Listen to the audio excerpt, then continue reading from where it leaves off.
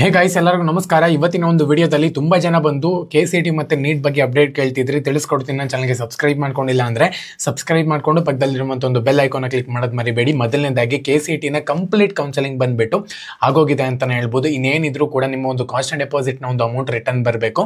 So ಮೊದಲನೇದಾಗಿ ಯಾವ ರೀತಿ ರಿಟರ್ನ್ ಬರುತ್ತೆ ಅಂತ ಹೇಳ್ಬಿಟ್ಟು ತುಂಬಾ ಜನ ಕೇಳ್ತಿದ್ರ.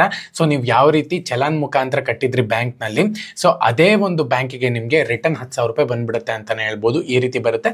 ಮಿನಿಮಮ್ ಏನಿಲ್ಲ ಅಂದ್ರೂ 1 ವೀಕ್ ಅನ್ನ ವೇಟ್ ಮಾಡಬೇಕಾಗುತ್ತೆ. ನಿಮಗೆ ಕಾಸ್ಟ್ ಅಂಡ್ ಡೆಪಾಸಿಟ್ ಕಟ್ಟಿದ್ದೀರಾ ಅಂದ್ರೆ 1 ವೀಕ್ ವೇಟ್ ಮಾಡಬೇಕಾಗುತ್ತೆ. ಖಂಡಿತವಾಗ್ಲೂ ಕೂಡ ಬರುತ್ತೆ. ಒಂದ್ ವೇಳೆ ಬಂದಿಲ್ಲ ಅಂತ ಹೇಳಿದ್ರೆ KE ಆಫೀಸ್ಗೆ ಹೋಗ್ಬೋದು ನೀವು, ಇಲ್ಲಾಂದ್ರೆ KN ಅವ್ರಿಗೆ ಮೇಲ್ ಮಾಡಿದ್ರೆ ಸಾಕು. ಓಕೆನಾ. ಎರಡನೇದಾಗಿ ಇವಾಗ ನೀಟ್ ಸ್ಟೂಡೆಂಟ್ಸ್ ತುಂಬಾ ಜನ ಕೇಳ್ತಿರುವಂತದ್ದು, ಇವತ್ತು ಆಪ್ಷನ್ ಎಂಟ್ರಿಗೆ ಕಡೆ ದಿನಾಂಕ ಅಂತಾನೆ ಹೇಳ್ಬೋದು.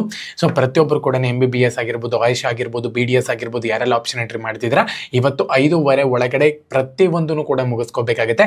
ಮತ್ತೆ ಚಾಯ್ಸ್ ಸೆಂಟರ್ನು ಕೂಡ ಸ್ಟಾರ್ಟ್ ಮಾಡಿದ್ದಾರೆ. ಸೊ ನೀವು ಯಾರನ್ನ ಚಾಯ್ಸ್ ಎಂಟ್ರಿ ಮಾಡಿಲ್ಲ ಅಂದ್ರೆ ದಯವಿಟ್ಟು ಒಂದ್ಸತಿ ಹೋಗ್ಬಿಟ್ಟು ಲಾಗಿನ್ ಆಗಿ ಪೋರ್ಟಲ್ನಲ್ಲಿ ಲಾಗಿನ್ ಆಗಿ ಫೀಸ್ ಎಲ್ಲಾನು ಕೂಡ ಕರೆಕ್ಟಾಗಿ ತೋರಿಸಿದೆಯಾ ಒಂದ್ಸತಿ ಚೆಕ್ ಮಾಡ್ಕೊಳ್ಳಿ.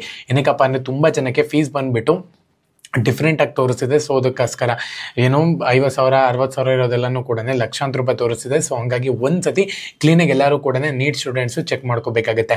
ಓಕೆನಾ. ಒಂದ್ಸತಿ ಚೆಕ್ ಮಾಡ್ಕೊಂಡಿದ್ದೀರಾ ಅಂತ ಹೇಳಿದ್ರೆ ಡನ್ ಅಂತ ಹೇಳ್ಬಿಟ್ಟು ಕಮೆಂಟ್ಸಲ್ಲಿ ಕಮೆಂಟ್ ಮಾಡಿ. ಸೊ ನೋಡೋಣಂತೆ ರಿಸಲ್ಟ್ಗೋಸ್ಕರ ವೆಯ್ಟ್ ಮಾಡಿ. ಓಕೆ, ಎಲ್ಲರಿಗೂ ಕೂಡ ಆಲ್ ದ ಬೆಸ್ಟ್.